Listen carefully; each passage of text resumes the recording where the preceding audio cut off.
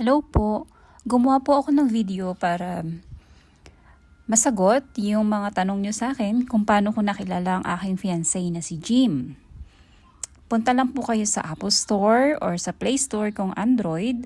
Then type nyo po dyan yung Filipino Cupid. Yung pangalawa po na yan po yung i-get.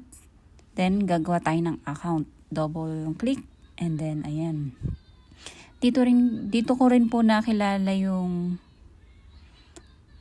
ipinakilala yung fiancé ni nanay, yung boyfriend ni nanay.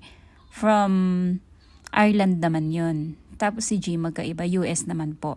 Then ayan, pagka na-install na sa cellphone, I'm a woman. Then man, ang looking for, Tita Josie, Kamungaw. Ginamit ko muna yung name mo po Then, ayan, mag-answer ka lang po. Saan ka nakatira? Philippines, from Nueva Ecija, Talavera, ilang taon ka na. Madali lang pong mag-install yan. Tapos, kapag mag-i-install ka nito, kailangan meron kang email address. Then, mag-install ka na rin sa cellphone mo ng WhatsApp. Kasi mostly, WhatsApp ang hinihingi nila dito or email mo para makakontak mo sila. Then, nung medyo 1 week na kami nag-uusap ni Jim, tsaka niya lang sa akin binigay yung Facebook account niya. Then, ayan, inilalagay ko yung personal email ko para mas may guide po kayo. Para, may kasama na din ako dito sa Texas. Mag-install na rin po kayo yan at maghanap na rin po kayo ng APAM kasi ako andito na po Ganon. Ayan, tinakpan ko muna kasi po naglagay ako ng password ko. Then, sample lang po ito para may pagbabasihan kayo ng paano ba yun ginawa, ganito, ganyan. Then, ayan, mag-upload ka lang ng picture mo. Ilagay ko na yung mukha ko dyan. Alam ko, 1 hanggang 5. Pwede ka pong mag-install. Maganda yung makita yung ipin natin. Tapos, yung whole body, ganyan. Inilagay ko na yung mukha ko. Pero nagpaalam naman ako kay Jim na gagawa lang ako ng video. Pero i-remove ko na rin tong account ko. Then lagay mo dyan kung ilang taon yung compatible ka ba sa ganong age. Kasi nilagay ko dyan, I think, 40 to 80 nung ako yung naghahanap.